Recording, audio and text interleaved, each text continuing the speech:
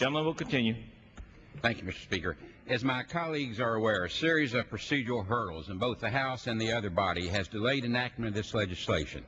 It would truly be a shame, however, to allow those difficulties to overshadow just how important this bill is. The Omnibus Public Lands Management Act of 2009 is landmark legislation. It combines measures that will strengthen the national park system, restore our national forests, preserve our wild and scenic rivers, protect our sacred battlefields, and restore balance to the management of our public lands.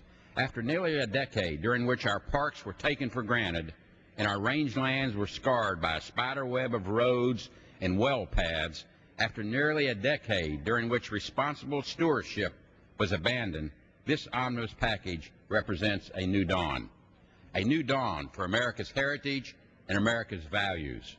It will preserve pristine wilderness, such as in my home state of West Virginia, protect our national monuments and conservation areas, conserve our free-flowing rivers, establish new park units, guarantee abundant, clean water for thousands of families, and more.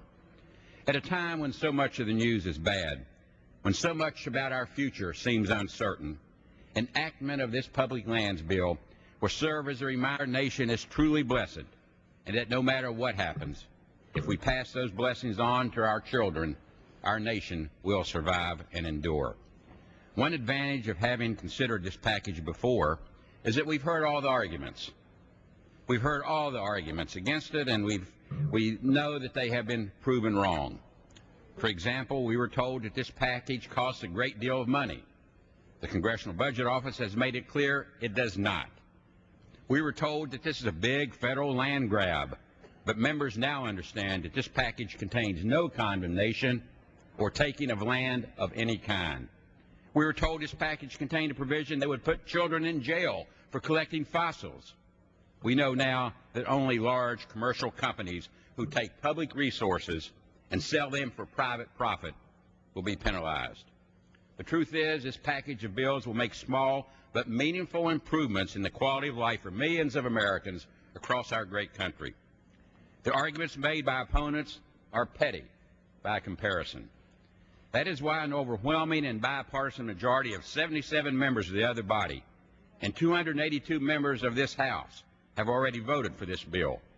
We've all heard the saying, "That which does not kill us makes us stronger." Attempts to kill this important package have failed, making our commitment to getting it enacted that much stronger. The road leading us here has indeed had some twists and turns, but today we arrive at the end.